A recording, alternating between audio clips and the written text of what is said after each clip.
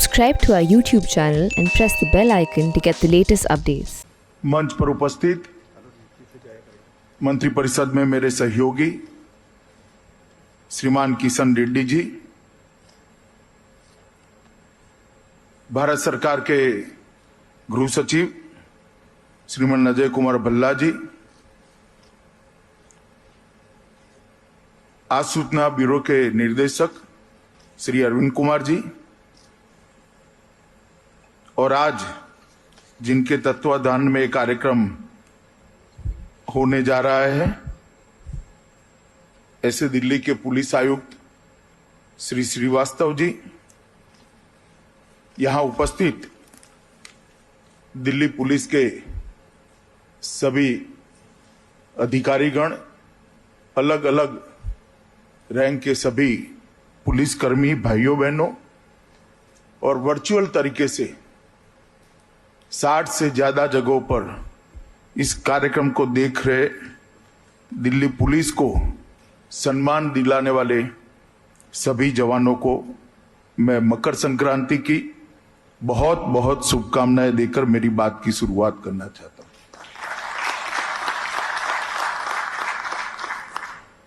मित्रों, मैं दिल्ली पुलिस के 73वें स्थापना दिन की परेड में आया था फरवरी 2020 में, और उस वक्त वैसे ही मैंने तो कहा था, कोई मैं ज्योतिषी नहीं हूं, कि समाज के हर दिक्कत की घड़ी में, हर मुश्किल की घड़ी में पुलिस ने समाज के साथ कंधे से कंधा मिलाकर कठिनाइयों का सामना करना चाहिए। और आज लगभग 1 साल होने को आया है, पीछे मुड़कर देखते हैं तो कोरोना काल में दिल्ली पुलिस ने यह बात को बिल्कुल चरितार्थ कर जनता का विश्वास जीत कर दिखाया।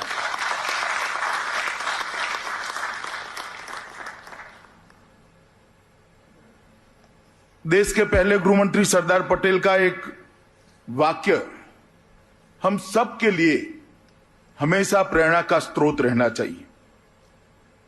किसी भी कारणवश उत्तेजना में आए बगैर नागरिकों को उपद्रवियों से सुरक्षित रखना पुलिस का परम कर्तव्य है। 2020 का साल पूरी दुनिया के लिए अनेक चुनौतियां लेकर आया, भारत के लिए भी लाया और दिल्ली के क्षेत्र के लिए भी लाया। मगर मुझे कहते हुए बहुत संतोष और गर्व दोनों हो रहा है कि चुनौतीपूर्ण वर्ष में दिल्ली पुलिस अपनी सभी परीक्षाएं जितनी भी ईश्वर ने भेजी, इसमें सर्वोत्तम गुण के साथ उत्तीर्ण होकर जनता के साथ खड़ी। चाहे उत्तर पूर्वी दिल्ली के दंगे हो, चाहे लॉकडाउन हो, लॉकडाउन खोलने की प्रक्रिया हो, प्रवासी मजदूरों को अपने वतन में वापस जाने के लिए एक साथ सबने जो प्रयास किया, इसकी चुनौती खड़ी हुई, वो चुनौती हो, यह अभी किसान आंदोलन चल रहा है, इसमें भी शांतिपूर्ण तरीके से आंदोलन के साथ, आंदोलनकारियों के साथ चर्चा कर समन्वय स्थापित करना हो। ये हर चुनौती का सामना दिल्ली पुलिस ने बखूबी किया है, और मैं इसलिए पुलिस आयुक्त श्रीवास्तव के नेतृत्व में जो दिल्ली पुलिस के अंतिम कांस्टेबल तक की पूरी टीम को हृदय से बधाई और साधुवाद भी देना चाहता हूं। मित्रों, जब पुलिस की बात करते हैं तो आज तो सरकार के ढेर सारे अंग उपांगों में से एक गृह विभाग भी है, इसमें भी एक पुलिस है। मगर पौराणिक काल से, जब से राज्यों की स्थापना हुई, इसका इतिहास जब हम देखते हैं तो अभी तो ढेर सारे मंत्रालय, ढेर सारे विभाग, ढेर सारे काम हमारी नजर के सामने है।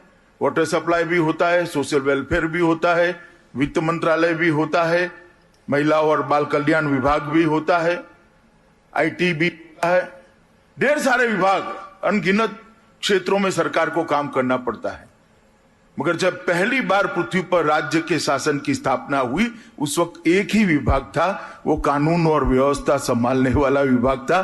तो एक दृष्टि से एडमिनिस्ट्रेटिव तरीके से सबसे पुराना अगर कोई विभाग है तो कानून और व्यवस्था संभालने वाले पुलिस का विभाग है। इसका नाम अलग अलग समय पे अलग अलग होता होगा, और इसीलिए जो एडमिनिस्ट्रेशन के जानकार लोग हैं वो मानते हैं कि किसी भी क्षेत्र में सरकार ने अच्छा परफॉर्म करना है, चाहे जीडीपी की दर को हासिल करनी, औद्योगिक विकास को द्रुत गति देनी है, शिक्षा व्यवस्था को सुचारू रूप से आगे बढ़ाना है, महिलाओं को सुरक्षित करना है, बच्चों को सुरक्षित करना है, जंगलों को संभाल कर रखना है, अर्बन डेवलपमेंट और ग्रामीण विकास के क्षेत्रों में काम करना है, तो उसकी प्राथमिक जरूरियात है कि वो राज्य के अंदर कानून और व्यवस्था की स्थिति अच्छी हो। जब तक कानून और व्यवस्था की स्थिति अच्छी नहीं होती है, ये कुछ संभव नहीं। मैं बात आपको इसलिए कहना चाहता हूं कि बहुत सारे लोग, बहुत सारे हमारे साथी काम के बोझ में दब जाते हैं, रोजमर्रा के काम के बोझ में, तब हम कितनी बड़े काम का हिस्सा है वो हमारे दिमाग में से निकल जाता है। कोई कांस्टेबल है, कोई पीआई है, पीएसआई है, कोई डीवाईएसपी है, एसपी है, डीआईजी है, उसको अपनी डीआईजी की भूमिका ही दिखाई पड़ती, परंतु वास्तविकता यह है कि आप पूरे देश के विकास की एक पूरी यंत्रणा की रीढ़ की हड्डी हो, इसका एक हिस्सा हो, इसका सदैव स्मरण आपके मन के अंदर रहना चाहिए। और दिल्ली पुलिस को तो विशेष रूप से रहना चाहिए। हर एक कांस्टेबल का काम को अगर जोड़ते हैं तभी दिल्ली पुलिस का काम बनता है। आपके कार्यक्षेत्र के अंदर ही राष्ट्रपति भवन है, प्रधानमंत्री निवास है, दुनिया भर के देशों की राजदूतालय है, एम्बेसियां हैं, ढेर सारे ऐतिहासिक स्मारक हैं, ढेर सारे बड़े बड़े इंस्टीट्यूशन के हेडक्वार्टर्स यहां पर हैं, ढेर सारे साइंटिफिक इजाज करने वाले अपने रिसर्च एंड डेवलपमेंट के सारे इंस्टीट्यूशन का हेडक्वार्टर यहां पर है। और इस सब की सुरक्षा की जिम्मेदारी, ये सबको अच्छे से संभालने की जिम्मेदारी दिल्ली पुलिस की है। और इसलिए दिल्ली पुलिस ने हमेशा सुधार की ओर नजर रखनी चाहिए। स्थगितता जीवन में कुछ नहीं देती है। सुधार, आगे बढ़ने की आकांक्षा, आगे बढ़ने की भूख और अच्छा करने की भूख ही हमें आगे ले जाती है। कई बार इस प्रकार के कार्यक्रम में जिस प्रकार के प्रशंसा के फूल बांधे जाते हैं, इसके दो परिणाम होते हैं। एक तो उत्साह भी बढ़ता है, मगर उसके साथ स्थगितता भी आने का भय रहता है। तो मेरा काम है कि आपके दिमाग में से स्थगितता को निकालकर आगे और गतिशील होकर सभी लक्ष्यों को अचीव करें। और एक परिपूर्ण पुलिसिंग की व्याख्या अगर किसी को दुनिया भर में देखनी है तो दिल्ली पुलिस में आकर देखे, ऐसी पुलिस रचना करनी चाहिए। और ये तभी हो सकता है कि पुलिस आयुक्त से लेकर अंतिम कांस्टेबल तक सभी लोग एक टीम के साथ काम करें, सभी अहर्निश आगे क्या अच्छा हो सकता है इसका चिंतन करें, सभी लोग नई चुनौतियों का सामना कैसे करेंगे इसके बारे में अहर्निश सोचते रहे, तभी होंगे। मित्रों, कोरोना काल के अंदर जिस प्रकार का काम दिल्ली पुलिस ने किया है, मैं शायद गृह मंत्री न होता, एक नागरिक भी होता, तो भी आपका मन से इतना ही सम्मान करता। और आज क्योंकि मैं गृह मंत्री हूं, बहुत गौरव के साथ आपको सम्मानित करना चाहता हूं कि आपने बहुत अच्छा काम। इतने बड़े चुनौती के काल में लगभग 7,667 8,000 के आसपास हमारे कर्मचारी खुद कोरोना ग्रसित हो गए। 30 पुलिसकर्मी हमारे बीच में नहीं रहे, फिर भी कहीं पर ड्यूटी के अंदर कहीं गोता ही नहीं। लॉकडाउन के पालन के लिए दिल्ली पुलिस ड्रोन उड़ाती नजर आती है, किसी वृद्ध को घर पे दवा देती नजर आती है, किसी भूखे मजदूर को लाइन में खाना देते हुए नजर आती, किसी गर्भवती माता को अस्पताल तक पहुंचाते हुए नजर आती है, किसी कोरोना के पीड़ित मरीज को जिसके घर वाले भी शायद उसके साथ न जाए, वहां दिल्ली पुलिस का जवान इसके साथ जाकर इसके जीवन बचाने में बहुत मददरूप हुआ है। ये दिल्ली पुलिस का जब भी इतिहास लिखा जाएगा, ये प्रकरण स्वर्णिम अक्षरों से अंकित होगा, इसका मुझे विश्वास है। मित्रों, इसी प्रकार से विश्व का सबसे बड़ा टीकाकरण वैक्सीनेशन का कार्यक्रम प्रधानमंत्री के नेतृत्व में हमने चालू किया है। चुनौती तो हमारी तब समाप्त होती है जब कोरोना पर संपूर्ण विजय मानव जात प्राप्त कर ले, और ये संपूर्ण विजय का प्रमुख रास्ता है ये वैक्सीनेशन को, ये टीकाकरण को सफलतापूर्वक हमें पार करना। और जब तक जिसको जरूर है ऐसे एक एक व्यक्ति का टीका नहीं लग जाता, हम चैन से नहीं बैठ सकते। दिल्ली पुलिस के सामने ढेर सारी चुनौतियां भी हैं, मगर चुनौतियों को हम सिर्फ ट्रेडिशनल तरीके से, परंपरागत तरीके से इसका सामना नहीं कर सकते। चुनौतियों का सामना करने के लिए चुनौती को समझना पड़ेगा और अपने आप में, अपनी व्यवस्था में, अपने काम में और अपने संसाधनों में बदलाव भी लाना पड़ेगा, तभी जाकर चुनौतियों का हम सामना कर सकते हैं। आज मुझे बहुत आनंद है कि कुछ एमओयू मेरे सामने हुए हैं। इसमें मेन तो नेशनल फॉरेंसिक साइंस यूनिवर्सिटी और दिल्ली पुलिस के बीच में एमओयू हुआ है। मित्रों, नेशनल फॉरेंसिक साइंस यूनिवर्सिटी की स्थापना ये प्रधानमंत्री जी का एक बहुत महत्वाकांक्षी स्वप्न है। मैं जब गुजरात में गृह मंत्री था तब प्रधानमंत्री जी वहां मुख्यमंत्री थे, और उसी वक्त गुजरात में फॉरेंसिक साइंस यूनिवर्सिटी की स्थापना हुई थी। अपने आप में विश्व में सबसे पहली फॉरेंसिक साइंस यूनिवर्सिटी की स्थापना गुजरात के अंदर करने का काम हमारे प्रधानमंत्री नरेंद्र मोदी जी ने किया था जब वो मुख्यमंत्री थे। और इसके पीछे उद्देश्य क्या था? उसके पीछे उद्देश्य था कि हमारी जांच का फॉरेंसिक साइंस अभिन्न हिस्सा बन जाए। क्राइम कंट्रोल सिर्फ क्रिमिनल को पकड़ने से नहीं होता है, जब तक उसको सजा नहीं कराते, और विशेषकर आदती क्रिमिनल्स जो हैं, बार बार क्राइम करने की जिनको आदत है, जघन्य अपराध करते हैं, इसकी भी आदत पड़ी है, और पूरे समाज को, सोसाइटी को भय आक्रांतित करते हैं, उनको जब तक सजा नहीं दिलाते हैं तब तक एक लॉ एंड ऑर्डर की स्थिति हमारी ठीक नहीं होती, क्राइम कंट्रोल नहीं होती। एक व्यक्ति को सजा देने से अनेक व्यक्ति को वो रास्ते पे जाते हुए आप रोक सकते हो, परंतु हमारा सजा का प्रतिशत बहुत कम था। इसका कारण क्या? कि हमारे पास साइंटिफिक एविडेंस नहीं थी, मानव बल का अभाव था। अब मानव बल कम है तो उसके रास्ते ढूंढने पड़ेंगे। इसका सबसे अच्छा रास्ता है कोर्ट के समक्ष वैज्ञानिक साइंटिफिक एविडेंस को हम कोर्ट के समक्ष रखें, तब न्यायालय भी बाध्य हो जाता है और क्रिमिनल के लिए भी कोई चारा नहीं बचता है। और अगर इसको पूरे देश के अंदर आगे बढ़ाना है तो फॉरेंसिक साइंस ऑफिसर्स की जरूरत पड़ेगी, मगर दुर्भाग्य से हमारे देश में ऐसे कोई विशिष्ट कोर्स की रचना कभी की ही नहीं गई। कोई केमिस्ट्री का स्नातक का स्टूडेंट केमिस्ट्री के फॉरेंसिक साइंस विंग में काम करता था, फिजिक्स का स्टूडेंट फिजिक्स में करता था, साइकोलॉजी के स्टूडेंट साइकोलॉजी में करते थे, मगर एक फॉरेंसिक साइंस की दृष्टि से उनको पढ़ाने का कोई व्यवस्था, कोई कोर्स और कोई इसके सर्टिफिकेशन की व्यवस्था नहीं थी। मोदी जी ने ये यूनिवर्सिटी बनाकर आज इसको पूरा किया है। और अब ये forensic science university national university बनी है।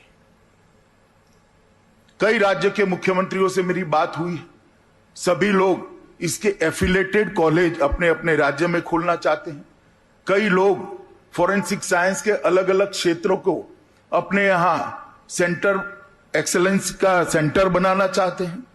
इससे देश भर के अंदर एक प्रशिक्षित मानव बल फॉरेंसिक साइंस सेंटर के फॉरेंसिक साइंस के क्षेत्र का हमें उपलब्ध होगा और तभी जाकर हम सभी जघन्य अपराधों के अंदर फॉरेंसिक साइंस एविडेंस को कानूनन कंपलसरी कर सकते हैं, क्योंकि पहले मानव बल बनाना पड़ेगा। और आज मुझे बहुत आनंद है कि दिल्ली पुलिस ने एनएफएसयू के साथ लगभग 119 फॉरेंसिक सहायक व वरिष्ठ फॉरेंसिक सहायक को दिल्ली पुलिस में शामिल करने का जो निर्णय किया है, इससे इसकी गति बढ़ेगी और जांच पड़ताल भी अच्छी होगी और सजा कराने का हमारा दर भी बढ़ा पाएंगे। इसी प्रकार से दिल्ली पुलिस और दिल्ली स्थित Indraprastha institute of information technology के बीच में एक समझौता करार हुआ है। Centre for technology in policing की स्थापना इंद्रप्रस्थ संस्था में की जाएगी और उसका मुख्य उद्देश्य पुलिसिंग में आईटी का उपयोग कर पुलिस की कार्यदर्शी पद्धति को, पुलिस की कार्यवाही को, कार्यशैली को पारदर्शी भी बनाना है और ज्यादा कुशल भी बनाना है। मैं मानता हूं कि इससे कई सारी विधाएं दिल्ली पुलिस के जवानों को उपलब्ध होगी। एक्सिस बैंक ने भी के साथ भी दिल्ली पुलिस के कर्मचारियों के हेतु अनेक सुविधाएं बढ़ाने का भी एमओयू हुआ है और मैं मानता हूं कि ये तीनों अलग अलग क्षेत्र को, अलग अलग दृष्टिकोण को समाहित करने वाले एमओयू है। मैं इसके लिए आप सभी को बहुत बहुत शुभकामनाएं देता हूं। मैंने अभी 2 नए इनिशिएटिव दिखे कि खोए हुए बच्चों को अपने परिवार के साथ मिलाने वालों को पद उन्नति दी जा रही है। मित्रों, बहुत महत्वपूर्ण है।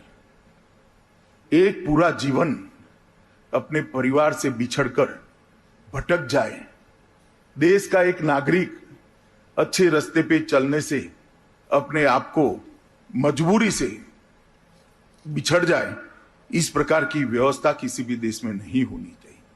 और मैं दिल्ली पुलिस को बधाई देना चाहता हूं कि इन्होंने जो शुरुआत करी है वो शुरुआत निश्चित रूप से कई लोगों को प्रेरणा देगी। जिन्होंने 3 महीने के भीतर 55 से ज्यादा बच्चों को परिवारों से मिला है, उनको आज पदोन्नति दी गई है। कई सारे अच्छे लॉ एंड ऑर्डर की दृष्टि से, क्राइम कंट्रोल की दृष्टि से देने वाले लोगों को, काम करने वाले लोगों को भी आज प्रमोशन दिया गया है। मुझे आनंद है कि इससे बहुत सारे लोगों को अच्छा काम करने का एक प्रेरणा भी मिलेगी और उत्साह भी बढ़ेगा। मित्रों, एक सेफ सिटी प्रोजेक्ट भारत सरकार ने दिल्ली के लिए अनुमोदित किया है। अब इसके माध्यम से पुलिसिंग की पूरी रूपावली बदलने का काम दिल्ली पुलिस का है। एक विश्व स्तरीय डेटा सेंटर जिसको अभी हमने देखा, इसके अंदर लगभग दिल्ली में 15,000 से ज्यादा कैमरों का एक जाला बुना जाएगा और वो कैमरा सीधा आपके मुख्यालय पर आपको क्राइम कंट्रोल में मदद करेंगे। इसके साथ आने वाले दिनों में सभी रेलवे स्टेशन के कैमरा भी जोड़ने वाले हैं और दिल्ली सरकार ने भी जो कैमरा लगाया है उसको भी हम जोड़ेंगे और ये सभी को इकट्ठा कर क्राइम कंट्रोल की दिशा में एक सेफ सिटी बनाने में हम बहुत बड़ा योगदान कर सकते हैं।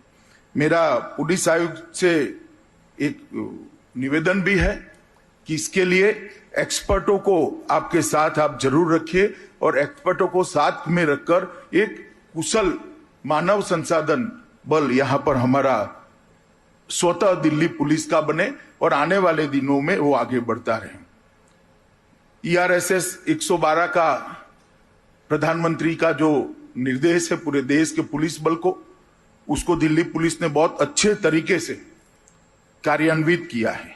लगभग रोज 6 लाख कॉल आती है और PCR भेजकर अब तक 722 से ज्यादा अपराधियों को पकड़ा गया है और ERSS का एवरेज रिस्पांस टाइम 6.27 मिनट है। वो देश में सबसे कम है। वो मेरे लिए बहुत आनंद का विषय। और कई सारे क्राइम को इस सिस्टम के माध्यम से हमने समाप्त किया है।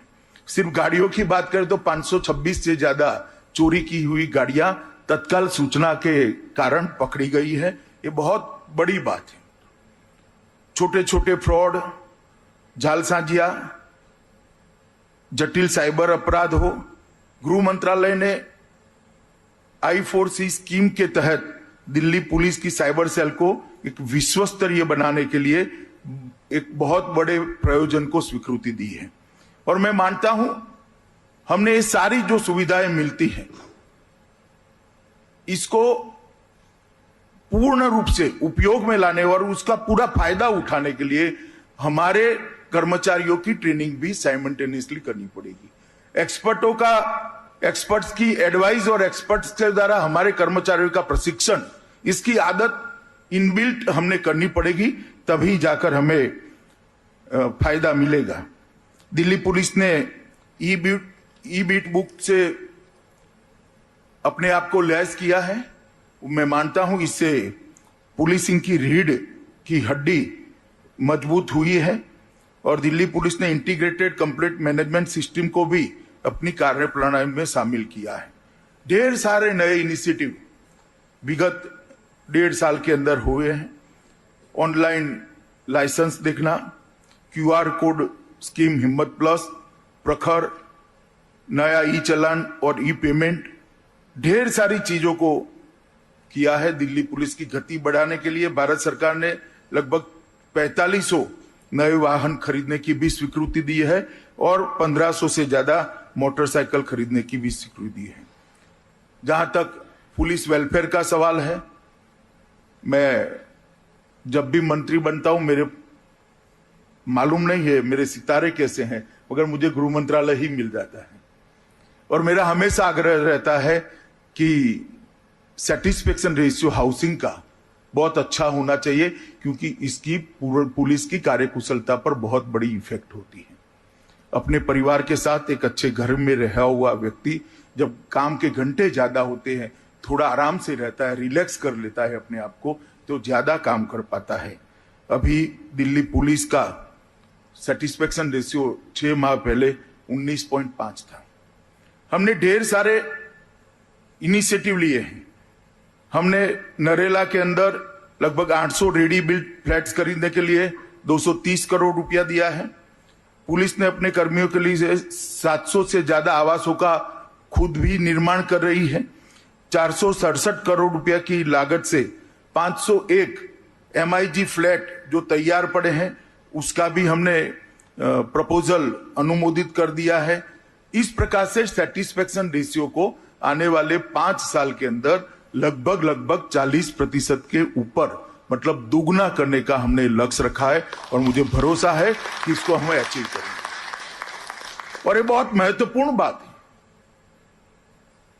जो हमारा कांस्टेबल या हेड कांस्टेबल 24 घंटे दिन रात, कोई बड़ा त्योहार हो या प्रजासत्ताक दिन हो या स्वतंत्र दिन हो, उत्तरायण हो, होली हो, दिवाली हो, रक्षाबंधन हो, अपनी ड्यूटी पर तैनात रहता है।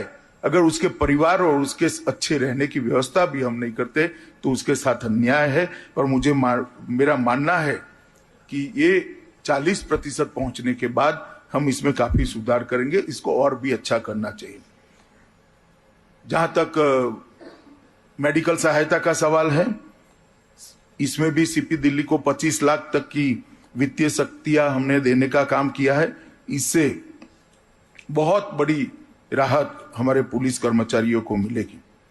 मित्रों, ढेर सारे चुनौतियां हमारे सामने, क्योंकि दिल्ली राजधानी है, आतंकवाद एक चुनौती है, ड्रग्स का व्यापार एक चुनौती है, जाली नोट का व्यापार चुनौती है, ट्रैफिक भी एक बहुत बड़ी समस्या है। इस सभी चीजों पर मैं अभी कुछ कहना नहीं चाहता। आज इसके बाद मेरी दिल्ली के पुलिस अधीक्षकों के साथ अलग अलग विषयों पर मीटिंग भी है। इसमें इसका डिटेल खाका नए सिरे से नई चुनौतियों को ध्यान में रखकर तैयार करने की आज एक कवायद भी हम शुरू करने वाले हैं। ये कई दिनों तक चलेगी, परंतु आज इसकी शुरुआत होने वाली है। मेरा आप सभी से एक ही निवेदन है कि 2022 में आजादी के 75 साल पूरे होने जाएंगे। आजादी का 75 साल ये हम सब के लिए एक बहुत बड़ी बात होनी चाहिए और दिल्ली पुलिस के हर थाने ने अपने लक्ष्य तय करने चाहिए कि 2022 में हमारे थाने के अंदर कितने कितने बिंदुओं में क्या क्या सुधार करें। इसी तरह से हर डीवाईएसपी ने भी अपने कार्य क्षेत्र के अंदर लक्ष्य सिद्ध करने चाहिए। डीवाईएसपी से मेरा मतलब व्यक्ति से नहीं है, ये तो बदलते रहते हैं, मगर इंस्टीट्यूशन से, ऑफिस से है। एसपी भी करे, डीआईजी आईजी भी करे और दिल्ली पुलिस कमिश्नरेट भी करे। हर इंस्टीट्यूशन ने अपना लक्ष्य तय करना है कि हम किन किन क्षेत्रों के अंदर क्या क्या लक्ष्य सिद्ध करेंगे 2022 के पहले। और मैं मानता हूं अगर ये हम कर लेते हैं, एक बहुत आयामी और द्रुत गति से सुधार की दिशा में हम जाएंगे। और ये लक्ष्य तय करके वहां बोर्ड लगाना पर्याप्त नहीं है भी, ये लक्ष्य बनाना, तय करना, इसकी कार्य योजना बनाना, इसकी मॉनिटरिंग की व्यवस्था करना, इसकी मॉनिटरिंग के बाद चर्चा कर लक्ष्यों में परिवर्तित करना और परिवर्तित हुए लक्ष्य को 100% सिद्ध करना, यहां तक दिल्ली पुलिस ने जाना चाहिए। और मैं मानता हूं कि अगर हम सब ये कर लेते हैं तो दिल्ली पुलिस के क्लेवर को बदलने के लिए, दिल्ली पुलिस के प्रति लोगों का नजरिया बदलने के लिए, दिल्ली में क्राइम कंट्रोल करने के लिए, दिल्ली की अनेक प्रकार की राजधानी विशेष समस्याएं जो है इसको चुनौती के रूप में स्वीकार कर इस पर विजय प्राप्त करने के लिए हमें कोई रोक नहीं सकता। ये हर थाना अगर तय कर ले, हर डीवाईएसपी का ऑफिस, एसपी का ऑफिस, डीआईजी का ऑफिस और पुलिस आयुक्त की ऑफिस अगर ये लक्ष्य तय कर लेती है और उसको सिद्ध करने का अपना एक रोड मैप बना लेती है, तो मैं मानता हूं इसका योग जो होगा, इसका टोटल जो होगा, वो अंततोगत्वा दिल्ली पुलिस में शायद ही कभी 1.5 साल के अंदर इतने सुधार हुएंगे, इतने बड़े सुधार का एक कार्यक्रम बनेगा। और मैं सिर्फ यहां कहकर वापिस नहीं जाऊंगा, मैंने तय किया है कि ये एक काम का मैं खुद मॉनिटरिंग करने वाला हूं। अब के पुलिस आयुक्त भी करेंगे, मैं भी करूंगा। हर थाने से अपने लक्ष्य, कौन सा सब्जेक्ट तय करना आप करो, मगर किसी भी 5 मुद्दों पर आपने लक्ष्य तय करना है। आप कर लो, मेरे थाने के अंदर रोटेशनली परेड होगी ही होगी, मेरे थाने में फुट मार्च निकलेगी ही निकलेगी, मेरा थाना सभी धार्मिक स्थलों के संपर्क की एक सुंदर योजना बनाएगा, मेरे थाना अकेले रहते हुए बुजुर्गों की सुरक्षा की व्यवस्था के लिए कोई चिंता करेगा, महिला सुरक्षा के लिए हम ये करेंगे, हमारे सजा कराने के दर को हम इतना इंप्रूव, जो आपको लक्ष्य करना है, 5 लक्ष्य हर इंस्टीट्यूशन ने तय करने, थाने से लेकर पुलिस आयुक्त, और इसकी कार्य योजना भी बनानी है। और मैं मार्च महीने में पुलिस आयुक्त जी के टीम के साथ इसका प्रेजेंटेशन भी देखना चाहूंगा कि सबने क्या लक्ष्य तय किए और इसकी सिद्धि की आपकी कार्य योजना क्या। तो ये तो बात हो गई इंस्टीट्यूशन की। और हर कर्मचारी, हर अधिकारी, हर जवान अपना कुछ संकल्प ले, जो आजीवन इसको मानना है। 2022 के साल में हम एक ऐसा संकल्प ले जो समाज जीवन को सुधारेगा, और ये तो देश के हर नागरिक ने करना चाहिए। देखने में एक संकल्प होता है, मगर 130 करोड़ नागरिक अगर एक संकल्प लेते हैं तो 130 करोड़ संकल्प देश को बहुत आगे ले जाते हैं। एक छोटा बच्चा संकल्प कर ले कि मैं कभी ट्रैफिक का नियम नहीं तोड़ूंगा, तो कितनी बड़ी बात होती है। ट्रैफिक की समस्या को सुधारने के लिए बहुत बड़ी बात होती, पूरा जीवन वो करेगा। एक छोटा बच्चा संकल्प ले ले कि माता पिता के पैर छूकर ही मैं स्कूल जाऊंगा, मेरी थाली में जूठा अनाज नहीं छोड़ूंगा। इस प्रकार से हर पुलिस कर्मचारी ने, अधिकारी ने भी एक संकल्प लेना है और वो समाज जीवन के संकल्पों के साथ मिलकर देश को एक बहुत बड़ी गति देगा। मुझे लगता है दोनों काम दिल्ली पुलिस आयुक्त ने एक टीम बनाकर नीचे तक लेने चाहिए और इसको आगे ले जाना चाहिए। मित्रों, इन्वेस्टिगेशन और छवि का सुधार, ये सारे विषयों पर मैं आज कुछ कहना नहीं चाहता हूं। मैं आज मन से आप लोगों को कोरोना काल में जो प्रवासी मजदूर बाहर गए, कोरोना के मरीजों के लिए आप लोगों ने जो सेवाएं की हैं और लॉकडाउन के इम्प्लीमेंटेशन में आपने जो पूरा स्किलफुल तरीके से, मानवीय तरीके से भी और स्किलफुल तरीके से इसको कंप्लीट इम्प्लीमेंट किया है, इसके लिए बधाई देने के लिए आया हूं। मैं फिर से एक बार आप सभी को बधाई देकर मेरी बात को समाप्त करता हूं। भारत माता की जय।